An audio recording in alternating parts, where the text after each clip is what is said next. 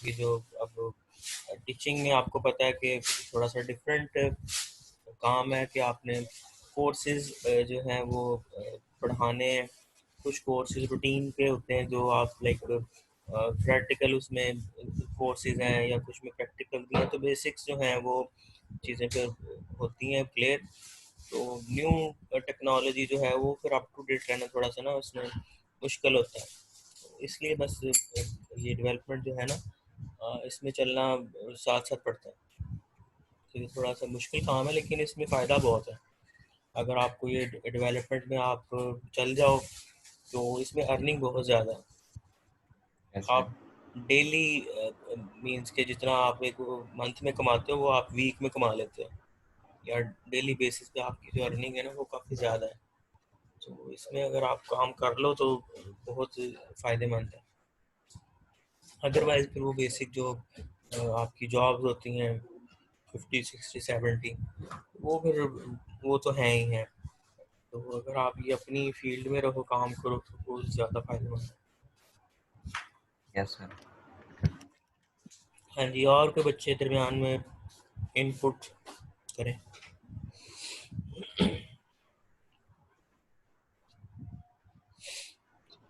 अच्छा, मेरा ख्याल है 9 10 बच्चे हो गए हैं, तो मैं ये टॉपिक अपना नॉर्मलाइजेशन का स्टार्ट कर देता हूँ जो लास्ट टाइम मैंने स्टार्ट किया था। कल कोई इंटरनेट का शायद इशू आ रहा था तो दरमियान में डिस्कनेक्ट हो गया था।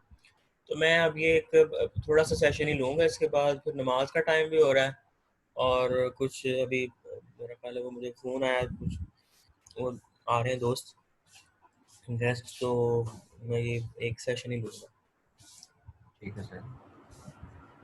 नॉर्मलाइजेशन को मैं थोड़ा सा बस डिस्कस कर लेता हूँ। इसकी कुछ जो रिक्वायर्ड पहले हमें चीज़ें हैं, मैंने बोला था कि नॉर्मलाइजेशन को परफॉर्म करने के लिए डिफरेंट कंडीशंस हैं। हर नॉर्मल फॉर्म के लिए आपको वो कंडीशन चेक करना पड़ती है। तो वो कुछ कंडीशन नीचे आ रही हैं, वो हम डिस्कस कर लेते हैं। फिर first second third normal form जैसे जैसे हम गो थ्रू करते हैं तो उसके रिक्वायरमेंट्स आती जाएंगी। तो फर्स्ट नॉर्मलाइजेशन आप मुझे एक्सप्लेन करोगे कोई बच्चा कि क्या था हमने कल डिस्कस किया।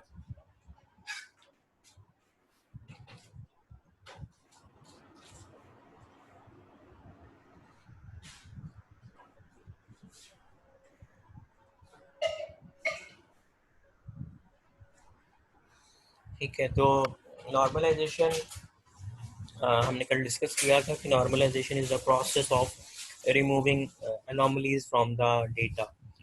डेटा कोई भी जो हम रिलेशनल डेटाबेस बनाते हैं, टेबल्स उसमें कनेक्ट होते हैं, टेबल्स के अंदर अगेन हम डेटा डिफाइन करते हैं, डेटा को कलेक्ट करते हैं। जब जब डेटा को हम लिंक करवाते हैं या डेटा को जब हम कलेक्ट करते हैं तो पॉसिबली वहाँ पे बहुत से इश्यूज हो सकते हैं। तो उन इश्यूज या प्रॉब्लम्स को हम डायग्नोज करते हैं, जिसकी वजह से डेटा हमारा प्रॉपर शेयर नहीं होता है, या डेटा हमारा इंसर्ट नहीं होता है, अपडेट नहीं होता है, या डिलीट प्रॉपर नहीं होता है। तो देर आर मैनी इश्यूज, तो उन इश्यूज को फिर हम सॉल्व आउट करते हैं यूजिंग नॉर्मलाइजेशन प्रोसेस। तो नॉर्मलाइजेशन की डिफरेंट फॉर्म्स हैं, हर फॉर्म के अंदर हम डिफरेंट कंडीशन को चेक करते हैं। तो जब ये तमाम नॉर्मल फॉर्म में डेटा आ जाता है तो हम कहते हैं कि data is reliable and simple, like हम उसको कह सकते हैं। तो normalization is the process of removing anomalies, या हम कहते हैं कि डेटा को सिंपल और रिलायबल बनाने का हमारे पास एक वे आउट है। तो नॉर्मलाइजेशन की डिफरेंट फॉर्म्स है, मैंने कल भी डिस्कस आपसे एक टेबल डिस्कस किया था। कल मैंने आपसे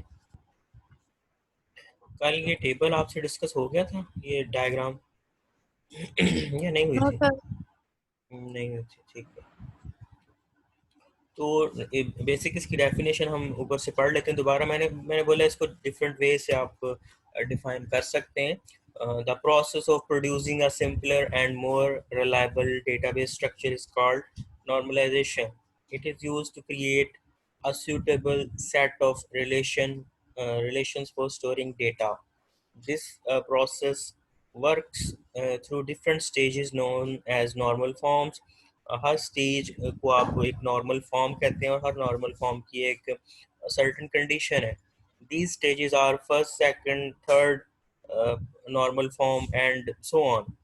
टोटल 5 नॉर्मल फॉर्म्स हैं, लेकिन हम इस कोर्स में जो हमारी रिक्वायरमेंट है, हम थर्ड नॉर्मल फॉर्म तक कवर करते हैं। तो थर्ड नॉर्मल फॉर्म तक डेटा जो है वो कंसिडर किया जाता है, this is much efficient and reliable. तो थर्ड नॉर्मल फॉर्म तक हमारी रिक्वायरमेंट है। फोर्थ और फिफ्थ जो नॉर्मल फॉर्म है वो एडवांस लेवल के ऊपर कोई भी डेटा बेसिस जब मैनेज की जाती हैं वहाँ पे रिक्वायर्ड होती हैं कुछ लाइक हम कह सकते हैं कि सुपीरियर लेवल के ऊपर हमें कुछ कंस्ट्रेंट्स रिक्वायर्ड होते हैं, वो फिर fourth and fifth normal form में कवर किए जाते हैं। तो each normal form has a certain requirement or condition. These conditions have to be fulfilled to bring the database in that particular normal form. If a relation satisfies the condition of a normal form, it is said to be in the normal form. तो ये चीज़ें मैं ज़ुबानी में discuss कर चुका हूँ आपसे कि नॉर्मल फॉर्म के लिए आपको हर नॉर्मल फॉर्म के लिए कंडीशन चेक करना पड़ेगी। अगर आपका डेटा वो कंडीशन को मीट करता है, आप कहेंगे कि डेटा आपका उस नॉर्मल फॉर्म में मीन्स। अगर आप फर्स्ट नॉर्मल फॉर्म चेक करते हो तो आप कहोगे कि ये जब फर्स्ट नॉर्मल फॉर्म की कंडीशन फुलफिल हो गई, आप कहोगे डेटा फर्स्ट नॉर्मल फॉर्म में आ गया। अगर फर्स्ट में आ गया फिर आप उसको सेकंड नॉर्मल फॉर्म के लिए चेक कर सकते हो। इसी तरह सेकंड जब आपकी चेक हो जाएगी, सेकंड में आपका डेटा आ जाएगा, फिर आप उसको थर्ड नॉर्मल फॉर्म के लिए चेक कर सकते हो। इसी तरह फिर आप थर्ड नॉर्मल फॉर्म की कंडीशंस जो हैं उनको मीट करोगे, उनको सेटिस्फाई करोगे। तो डेटा को हम सिंप्लीफाई करते हैं। डेटा कम्प्लेक्स हमारे पास वे में आता है, लेकिन हम उसको यूज़ करने के लिए मोर सिंपलर फॉर्म में लेके आते हैं। ये नीचे डायग्राम आ रही है, वहाँ पे भी मैं आपको एक्सप्लेन करता हूँ कि डेटा को हम कैसे सिंप्लीफाई कर सकते हैं। तो ये नीचे एक और लाइन इसकी पढ़ लेते हैं। The task of database design start with unnormalized set of relation. Unnormalized set of relations क्या होता है? ये एक रिलेशंस का तो आपको पता है, टेबल्स की हम बात कर रहे हैं। अननॉर्मलाइज क्या होता है? एक हम कहते हैं कि अनमैनेज्ड, या आपका हम कलेक्शन कह सकते हैं कि आपने जस्ट कलेक्शन की हुई है डेटा की, रफ कलेक्शन। कि आपने डिफरेंट लोगों की इंफॉर्मेशन ले ली है किसी भी प्रोजेक्ट से रिलेटेड। अगर आप काम कर रहे हैं, आप कोई भी प्रोडक्ट, कस्टमर या कोई भी चीज़ें जिसके बारे में आप डेटा कलेक्ट कर रहे हैं, आप रफली उसको कलेक्ट कर लेते हैं। There is no manner, like आपने ना तो वहाँ पे कोई की स्पेसिफाई की थी, ना तो आपने कोई रूल लगाया था डेटा के ऊपर, इंटेग्रिटी भी नहीं लगाई थी। आपको जस्ट ये पता है कि आपके पास प्रोडक्ट्स हैं, आपके पास कस्टमर हैं, आपके पास एम्प्लॉयज़ हैं, कुछ भी आपके पास एक कलेक्शन है। तो that collection is unnormalize, like simply आपके पास वो कलेक्शन है। तो उस अननॉर्मलाइज्ड फॉर्म से आप स्टार्ट करते हैं, आप फर्दर मूव करते हैं towards the normalization process. Then the process of normalization identifies and corrects the problems and complexities of the database design. It produces a new set of relations. The new design is as free of processing problems as possible. तो like हम एक simpler way में data को लेके आते हैं, छोटे छोटे रिलेशंस, एक कम्प्लेक्स टेबल जो हमारे पास डेटा का कलेक्शन है उसको हम ब्रेक डाउन करते हैं स्मॉल टेबल्स के अंदर। तो हमें एक मोर सिंपलर जो डेटाबेस का रिलेशन है वो मिलता है, that is free from problems if possible. तो ये हमारा नॉर्मलाइजेशन का कंसेप्ट है। इसके पर्पसेस क्या हैं? ये जो सारी बातें हमने डिस्कस की इनको पर्पसेस में फर्दर लिख दिया गया है। It makes database design efficient in performance, it reduces the amount of data if possible, it makes database design free of update, insertion and deletion anomalies। Means कि ये इंसर्शन, डिलीशन और updation की anomalies से free हो जाएगा। It makes the design according to the rules of relational database, it identifies relationship between entities, it makes a design that allows simple retrieval of data, it simplifies data maintenance and reduces the need to restructure data। तो ये simple इसके जो आपके पास purpose है, characteristics हैं। Each relation must, ये हमने relations की प्रॉपर्टीज ऊपर पढ़ी थी पीछे हमने चैप्टर में, तो ये अगेन आ रही हैं। A normalized database should have the following characteristics. Each relation must have a key field, ये हमें पहले ही पता है। All field must contain atomic data, ये भी हमने पढ़ा था रिलेशन की प्रॉपर्टीज में कि एक जो फील्ड है उसके अंदर एटॉमिक वैल्यू होनी चाहिए। There must be no repeating field, repeat नहीं होंगी ड्यू टू प्राइमरी की, ये भी आपने देखना है। Each table must maintain information about single entity. तो डेफिनेटली एक टेबल जो हम क्रिएट करते हैं वो एक एंटिटी से ही रिलेटेड होता है। ये नहीं होता कि एक टेबल आप बनाए उसमें प्रोडक्ट्स की इंफॉर्मेशन भी हो, कस्टमर की भी हो, सप्लायर की भी हो, तो दैट इज अ मिक्सचर, उसको हम कहते हैं एक अननॉर्मलाइज। तो हम क्या करते हैं, हम एक टेबल बनाते हैं, उस टेबल को हम एक एंटिटी से रिलेटेड ही जस्ट यूज करते हैं। ये नहीं कि एक टेबल में हम मल्टीपल एंटिटीज का डेटा स्टोर करवा दें। then each field in a relation must depend on key fields simply। जो आपकी अदर fields हैं वो key के ऊपर डिपेंड करती हैं। then all non key fields must be mutually independent। non key कौन से होते हैं? नॉन की का की फील्ड्स का, और मैंने नॉन की फील्ड्स का आपको बताया था।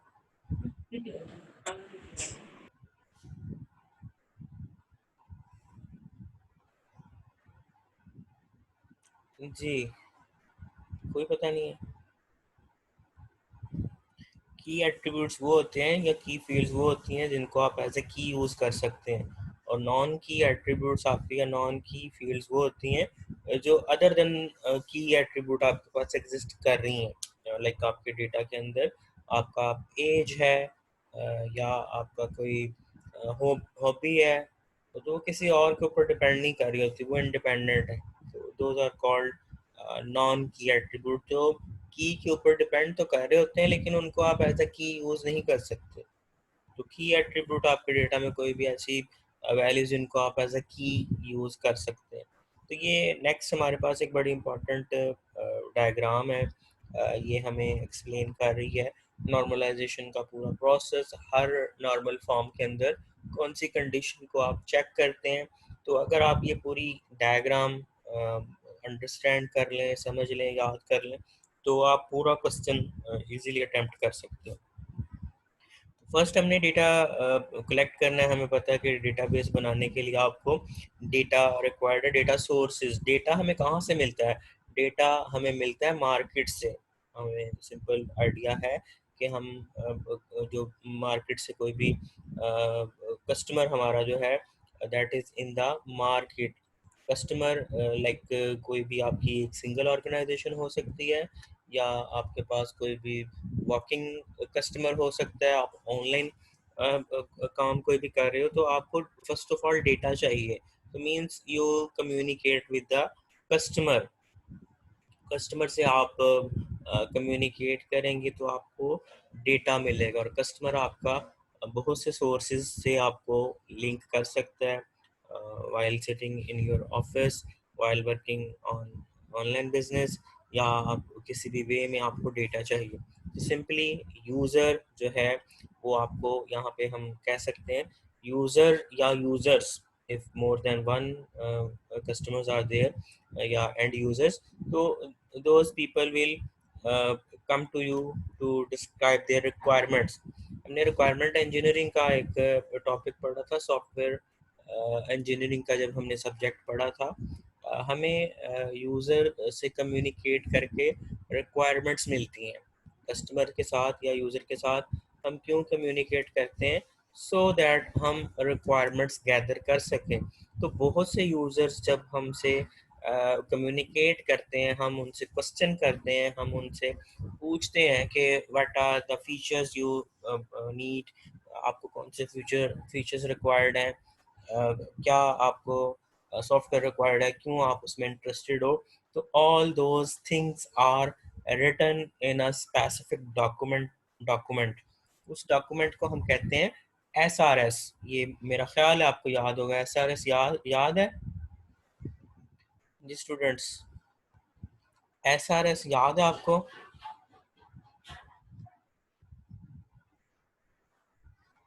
हाँ जी, ये बच्चे सारे सो रहे हैं या जाग रहे हैं? एना लरेब,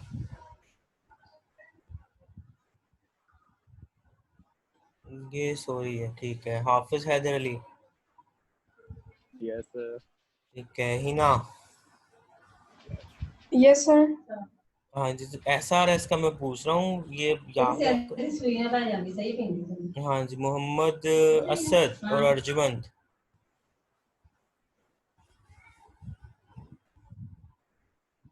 यस सर। मैंने जो पूछा है वो भी बताना है ना, सिंपल यस सर नहीं करना है। हाँ जी, मोहम्मद उमर।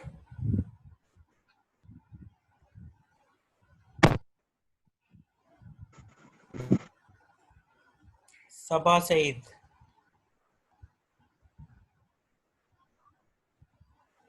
शहजेब सईद। और जिशान शहबाज।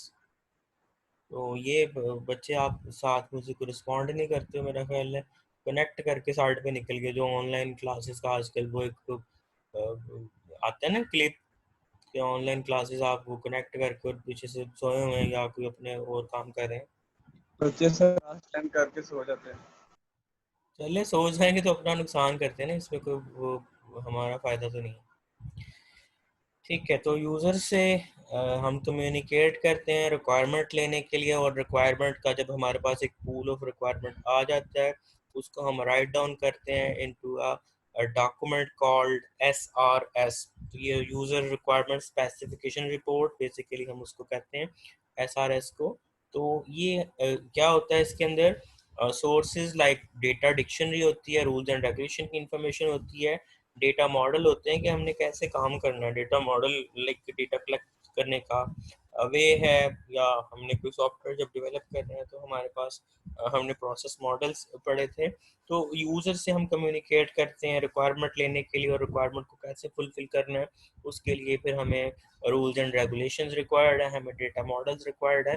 तो all these things are written inside that particular document. तो ये हमारे पास SRS डॉक्यूमेंट एक बन जाती है जिसमें यूजर्स की रिक्वायरमेंट हैं, उसके लाइक फीचर्स हैं, कंस्ट्रेंट्स हैं, मॉडल्स हैं, all these things are collected. तो जब हमारे पास ये सारी चीज़ें आ गई हैं इसको हम फर्दर फॉरवर्ड कर देते हैं डेवलपमेंट के लिए। तो बेसिकली ये तमाम चीज़ें रिक्वायरमेंट्स हैं, ये हमारे पास अननॉर्मलाइज फॉर्म में। डेटा हमने कलेक्ट कर लिया है और ये डेटा हमारा सारे का सारा जो है अभी अननॉर्मलाइज्ड है। अननॉर्मलाइज्ड मीन कि हमारा डेटा जो है वो एक जस्ट कलेक्शन है। किसी भी वे में आपने या तो पेपर के ऊपर लिखा हुआ है, या आपके पास कोई ज़ुबानी इंफॉर्मेशन है, या कस्टमर ने अपनी कोई इंफॉर्मेशन आपको दी है, तो that is in rough format, उसको हम कहते हैं अननॉर्मलाइज्ड फॉर्म। तो अननॉर्मलाइज्ड फॉर्म को आपने क्या करना है, यहाँ पे लिखा हुआ है transfer attributes into table format.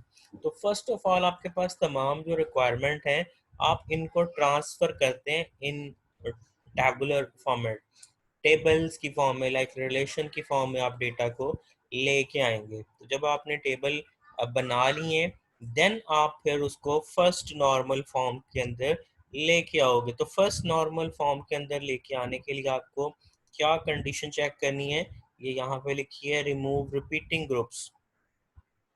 Repeating groups अब आपके पास क्या होते हैं, जो चीज़ें रिपीट हो रही हैं। समटाइम ऐसा होता है एक पर्सन या एक आईडी के अगेंस्ट बहुत सी एंट्रीज होती हैं। आप कहते हैं कि एक पर्सन जो है उसकी बहुत सी उसके पास बहुत सी प्रोडक्ट्स हैं, तो आप कहते हैं वन, और उसके आगे फिर आप तीन प्रोडक्ट्स के नाम लिख देते हैं, तो वो all three things belongs to same person. तो ये आपके पास रिपीट हो रही हैं। तो रेपिटेशन को कंट्रोल करने के लिए आपको ये एक फील्ड यूज़ करेंगे जिसको आप प्राइमरी की डिफाइन करेंगे, तो फिर आपके पास रेपिटेशन ख़त्म हो जाएंगी। ये सारी चीज़ें कंडीशन अभी मैं आपको जस्ट बोल के बता रहा हूँ, नीचे इसकी सारी इम्प्लीमेंटेशन है, एग्जांपल है कि कैसे हम ये परफॉर्म करेंगे। टेबल नीचे हमारे पास गिवन है। तो फिलहाल हम ये नॉर्मलाइजेशन का प्रोसेस इस डायग्राम की हेल्प से अंडरस्टैंड कर रहे हैं। तो फर्स्ट नॉर्मल फॉर्म की कंडीशन, रिमूव रिपीटिंग ग्रुप्स। ये आपको तमाम कंडीशंस जुबानी आना चाहिए कि फर्स्ट नॉर्मल फॉर्म की कंडीशन क्या है, सेकंड की कंडीशन क्या है, और थर्ड की क्या है। जब आप रिपीटिंग ग्रुप्स को रिमूव कर देंगे डेटा आपका फर्स्ट नॉर्मल फॉर्म के अंदर आ जाएगा। जब फर्स्ट नॉर्मल फॉर्म के अंदर आ जाएगा फिर आप इसको सेकंड के अंदर लेके आ सकते हो। तो सेकंड के अंदर आपने कैसे लेके आना है, remove partial dependency. Partial dependency हमारे पास क्या होती है, टेबल के अंदर आपको पता है बहुत से एट्रीब्यूट्स हैं, बहुत से कॉलम्स हैं, डेटा एक दूसरे के ऊपर डिपेंड कर रहा होता है। लाइक अगर मैं कहता हूँ कि आपका रोल नंबर आपका अगर हम दें तो रोल नंबर आपका जैसे ही दिया जाएगा आपका नेम भी आ जाएगा, आपकी क्लास आ जाएगी, आपके मार्क्स आ जाएंगे या ग्रेड आ जाएंगे, या आपका CGPA आ जाएगा। तो हम कहते हैं कि वो तमाम चीज़ें आपकी रोल नंबर पे डिपेंड कर रही हैं। आपका नेम, आपके मार्क्स, आपका ग्रेड, आपका CGPA या आपका GPA, ये सारी चीज़ें आपके मार्क्स जो हैं, ये सारी चीज़ें आपके रोल नंबर पे डिपेंड कर रही हैं। तो पार्शियल डिपेंडेंसी क्या होती है कि एक चीज़ उसी के ऊपर डिपेंड करे, एक चीज़ आपकी उसी पे डिपेंड करे जिससे वो रिलेट कर रही है। ये ना हो कि आपका डेटा जो है वो अदर नॉन की एट्रीब्यूट्स के ऊपर डिपेंड कर रहा है। सुबह सर ये तो एक तरह से ठीक नहीं है।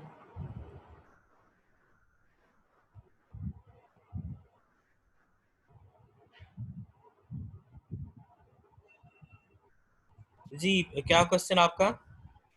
सर ये एक तरह से ठीक नहीं है कि अगर जैसे हमारा रोल नंबर है उसके आगे सारा हमारा ही डाटा आ रहा है तो फिर सर हम उसे अगर रिमूव कर देंगे फिर तो ऐसा नहीं होगा कि डाटा मिक्स वगैरह हो जाएगा दूसरे के साथ। नहीं, मैंने जस्ट आपको ये पार्शियल डिपेंडेंसी और फुल फंक्शन डिपेंडेंसी की मैं आपको डेफिनेशन जस्ट समझाने के लिए दे रहा हूँ। तो टेबल के अंदर वो तो चीज़ें सारी ठीक है जो मैं आपको बता रहा हूँ, मीन्स के सारी चीज़ें रोल नंबर पर डिपेंड कर रही हैं, तो that is called yes sir. Functional dependency. ठीक है। फिर होती है yes sir. Partial dependency. Partial dependency क्या होती है? ये जो हमारी यहाँ पे कंडीशन है, अब आप देखें कि आपका ये जो ग्रेड है, ग्रेड क्या होता है? ABCD ऐसे होता है ना ग्रेड आपका। Yes sir. अब ग्रेड किसके ऊपर डिपेंड कर रहा है? मार्क्स पे। मार्क्स पे डिपेंड कर रहा है। ग्रेड रोल नंबर पे तो डिपेंड नहीं ना कर रहा है। मार्क्स पे कैसे कर रहा है आप मुझे बताएं। सर जितने मार्क्स लेंगे उस हिसाब से हमारी ग्रेडिंग होगी। हाँ ठीक है। और फिर आप CGPA किस पे डिपेंड कर रहे हैं या GPA? सर वो ग्रेड्स पे। ग्रेड्स पे। अब उसका कोई रोल नंबर से तो नहीं ना लेना देना है। No sir. लेकिन हम कहते हैं कि जब तक आप रोल नंबर नहीं दोगे ये इन्फॉर्मेशन नहीं आएगी। ऐसा ही है ना? जब तक यस आप सर। अपना रोल नंबर या अपना CNIC नहीं देते हो तब तक आपको मार्क्स, अपना ग्रेड, आपका GPA CGPA शो नहीं होगा। तो हम कहते हैं कि आपका ग्रेड या आपका CGPA जो है ये फुली डिपेंडेंट है मार्क्स के ऊपर, और ये पार्शली डिपेंड करता है रोल नंबर के ऊपर।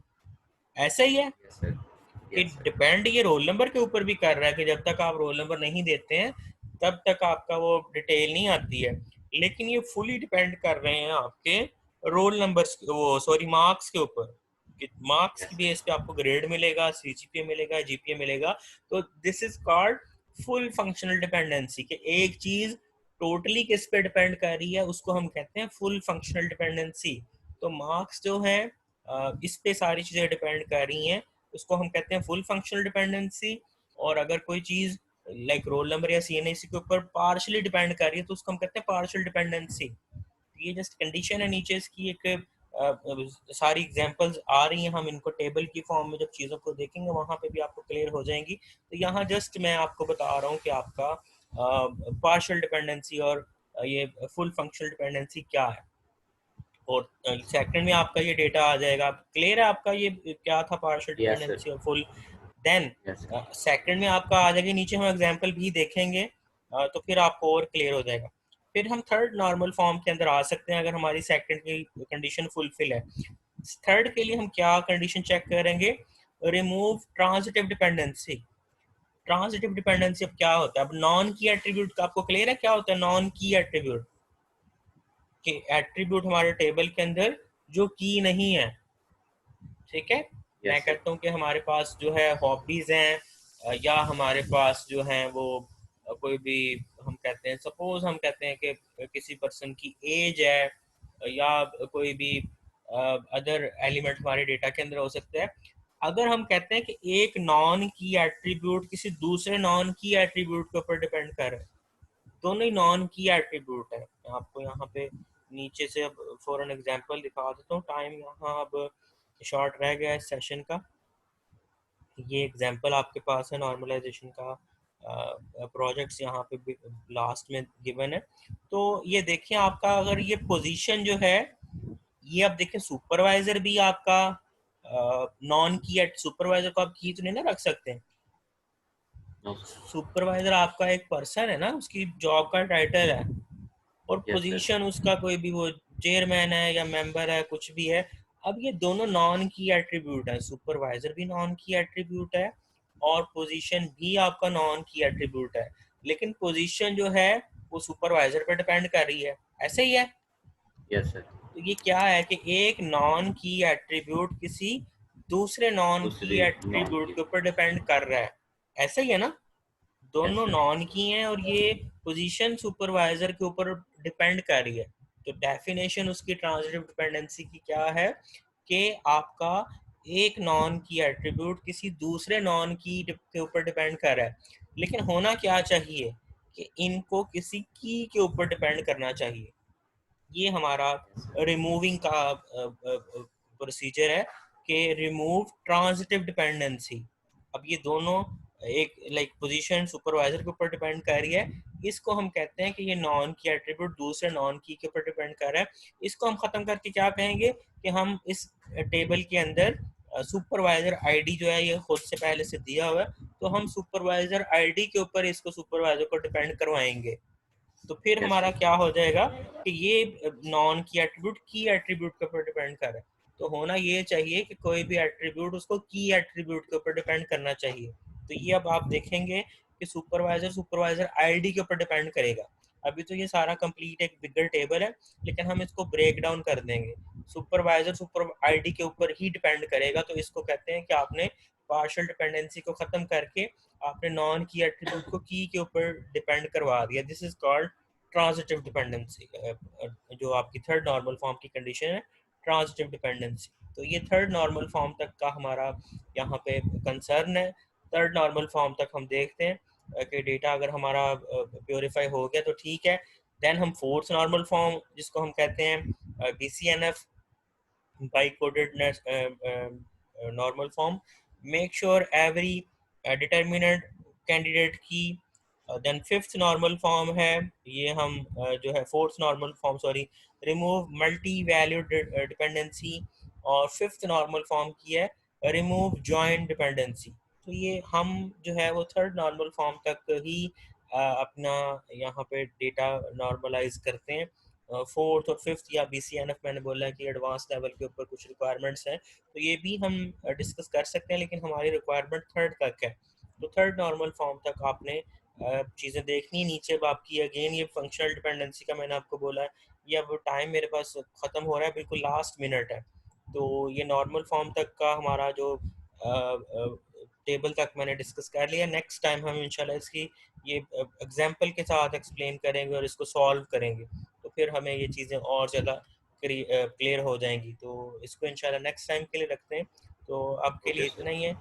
तो कोई क्वेश्चन है तो आप पूछ सकते हैं, अदरवाइज बिल्कुल लास्ट मिनट चल रहा है, खुद ही सेशन क्लोज हो जाएगा। सर। चलिए, थैंक यू सो मच। अल्लाह हाफिज़।